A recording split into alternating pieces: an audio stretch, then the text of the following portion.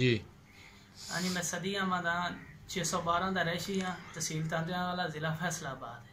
जनाब मेरी बीवी कत्ल हुई है, 302 का मुकदमा है। उनके को थोड़ा बात चलना नहीं, उनके बिराह नूं करदारां दा सारा पता है। मैं तो गरीब बंदा मजदूरी कराने वाला सऊदी अरब विच हुआ। मैं आया तो उनके कोई अगे भी सुनी सुनाई है भी ये बात चले ना ही।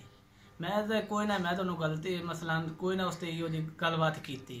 उनके बिराह नूं कत्ल कर दिता। कत्ल करके मैं जनाब पोस्टमार्टम पुलिस नूं कॉल की, वो मौके ते आई। उन्हें सारे मसला जान कर उनका कोई वाली वारिस उनका वालिद फौत होया। उन्होंने कम से कम 14-15 अरसा हो गया।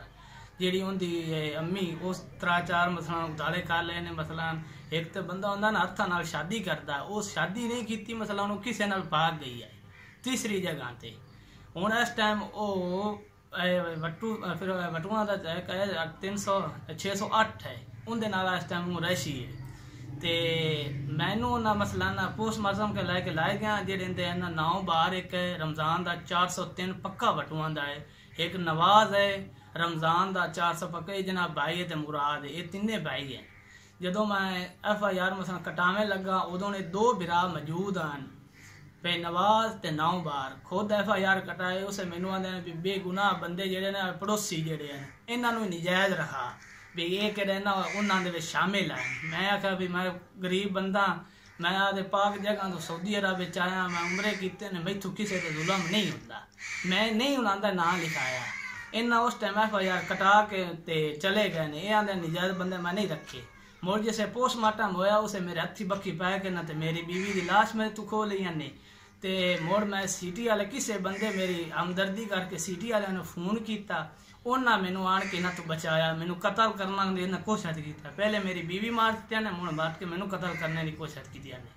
कत्ल करके मोड़े ना जनाब जी उतू फोन करके, मैं मजदूर बंदा, ये सारे मुलाजिम लगे होने पक्के वटुआ दे। हाशम कबीर दा है वो भी मुलाजिम है, मसलन वो DSP का लीडर है। तो ये मसलन सारे असी मेहनत मजदूरी, सानू तो ना जिंदगी पता ना कोई सोर पता ही हो जाए वकूआ ये साढ़े ना तो कदी ना होया। इन्हें जनाब जी मुड़ कभी किसी अफसर आके मैंने 17 दे जेल भी फोन शून करा के 17 दे जेल भी रखाया। फिर अच्छा बंदा SP जेड़ा ना उनके मैं पेश उनके मैनू पेश किया तो उस मैनू मसलन छड़ाया भी ये तो बंदा बेदोश है, तुम इनू क्यों मसला कराए। मोड़ जनाब जी तीसरे दिन आई है उदू जिसे वकूआ हो चुका है। इनकी जी उदली हुई मसला इन्हों की भैन है ना, तो जी कातिल है गुलाम बास की मसलन माँ है, 3 जगह तो उदला किया। उदू इनके मामे लैके उदू आए ने, तीसरे दे लैके आए ने। तो फिर जनाब जी सानू दरखास्तां ये देवे लग पे ने। इनकुआरियां ना कराए ने SHO को, DSP को, SP इन्वेस्टिगेशन को लै गए ने। जनाब जी ए कागज पत्रा सारा मौजूद है। इनके वास्ते सानू सारे उन्हें बेगुनाह किया है भी ये गरीब कोई नहीं। उन्हें आन के जो SP सदर वाला है ना उन्हें आन के तो मौका भी वेख्या है। कातिल कौन है? ते कातिल जनाब जी गुलाम बास है, मसलन उस कत्ल की है। वो मसला अपनी बहन नूं कत्ल किया है। उनका प्यो मोया होया तो मां उनकी मसलन बात चलाना अगे 1-2 बारी मां नूं भी अगे पिया कत्ल करने की कोशिश की। उस कोशिश की मां नूं भी कत्ल करना। उन्होंने पूरा मां का भी किरदारां दा पता तो बहन का भी कत्ल का पता लै। वो कातिल जेड़ा वो पहले भी मसलन डकैतियां ते मसलन इहो जे निजायज काम करदा। हुण जेल च वो इस टाइम जेल च जनाब जी चलान होया होया है। वो मसलन मैं उस टाइम इनू मना किया भी इस बंदे नू ना बाहर कटाओ, ये बंदा अज थोड़ी गलती पे करदा कल नू वड्डी गलती करना। मेरा तो घर बर्बाद कर छटे। वो इन्हां रल के मामिया ते उस गुलाम बास जेड़ा कत्ल किया उस किया मसलन। हुण जनाब जी सानू जलील तो परेशान की खले ने।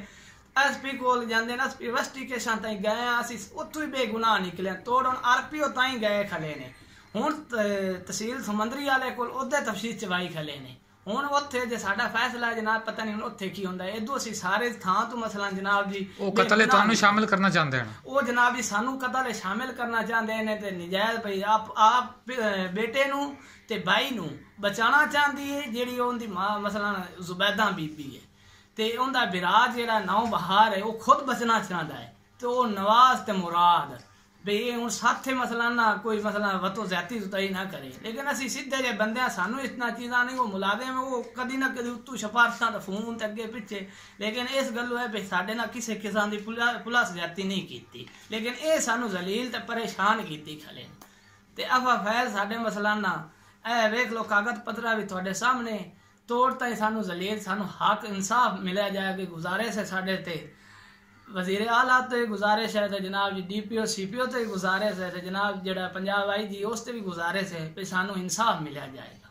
ते कातिल जेड़ा है वो की कहंदा किने मशवरे ते किने जनाब जी कातिल उस टाइम DSP जेड़ा इन्वेस्टिगेशन है ना उनदे पेश होया तो उस अपना जुर्म इकबाल कीता।